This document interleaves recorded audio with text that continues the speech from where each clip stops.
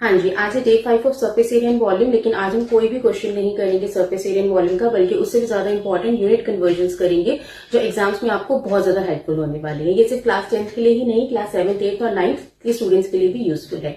सबसे फर्स्ट है 1 metre is equal to 100 centimetre. Next 1 metre square is equal to 10,000 centimetre square. 1 metre cube is equal to 1 million centimetre cube. Zero से इसमें 6 आ जाएंगी। Next 1 metre cube is equal to 1000 litres. तो अगर आपने metre cube से litres में जाना है तो आप 1000 से मल्टीप्लाई करेंगे। अगर आपने लीटर से मीटर क्यूब्स में जाना है तो आप 1000 से डिवाइड करेंगे। Next 1000 centimetre cube is equal to 1 litre.